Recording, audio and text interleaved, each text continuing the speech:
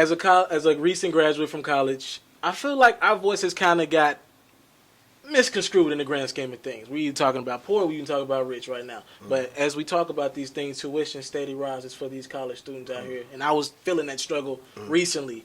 And you spoke about, during your speech that we just had the honor and pleasure of watching, you spoke about, and I don't want to get too in detail. If you want to see the man, go see him and when he come to your city near you. Thank you. You talked about how we have, as college students and recent grads, we have all the tools. So there's no excuse for us, essentially. Could you speak to more or less the motivation and just where a college student should be aspiring to be and just our place in society right now, if you don't mind? Well, this is what I say. I think you have to excuse me because when I speak, I'm speaking on behalf of black people. Yeah, 100%. Like, you know, and I have to say that because my answers are always skewed towards my people.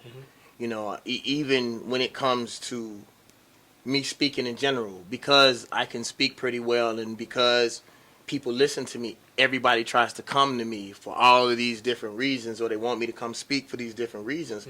When I tell them my mission statement is to be the voice of innocent, melanated people or descendants of Africans or Africans around the world. That's what I do, especially the children. Like, really, I'm going to be honest with you. From birth until you graduate from college, those are, and I don't care if you're 29, if you're still at school, you're a child. That's how my mom was. As long as you're in college, we'll pay for something. Or you can come here and eat. As soon as you graduate, you cutthroat city. So what I want to be clear about that, so when people hear my answer, understand it's always for our people. I think part of the problem is we are still following the American dream, and the American dream was not for us. Our parents lied to us. Eating your vitamins, praying, and doing the right thing is not going to make everything all right. This world is a lie. Most of the things that America has taught us is a lie. Stuff don't work the way that we think it worked, the way that our parents taught us.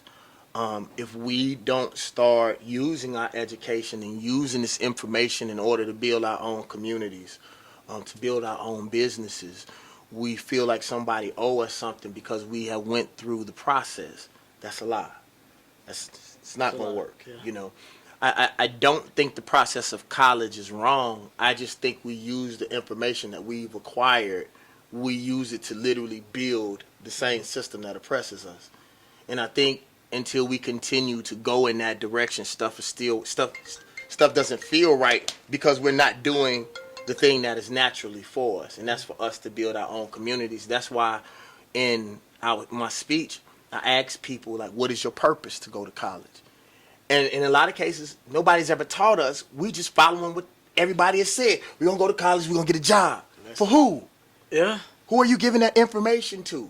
Is it going to benefit anybody outside of yourself? Like, I'm just going to give you something, and I hope that it relates to what you asked me. My music was not fulfilling except for certain physical attributes that I can't talk about now. Here goes David Banner. And for my personal gain, the reason why the music that I make now and me speaking means so much, because it gives. Like, not just for me, but imagine, bro, like, imagine having a song that you like and you jam to, right? And that was your song you was in college. You remember that. Imagine the person who maybe led you to being conscious.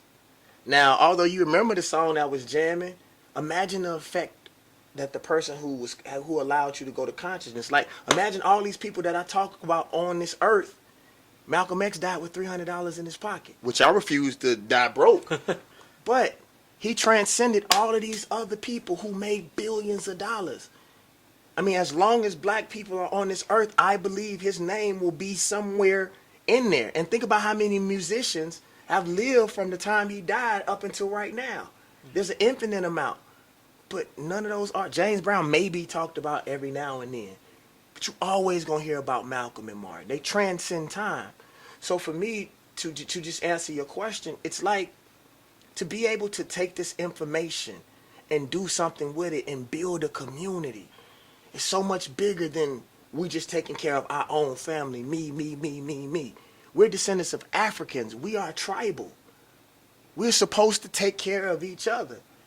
Although these people who travel with me are my friends, but they're all qualified. Very intimidating, by the way. Let me just go ahead. Oh yeah, I love it. Very intimidating. And they will whoop ass. Oh. I love it, and I will help. And I believe you 100%. And I will fucking help. I will. They tell me all the time, I'm the principal. You got to go on and finish talking to the people and preachers. Man, I'm working on that. I'm a fight.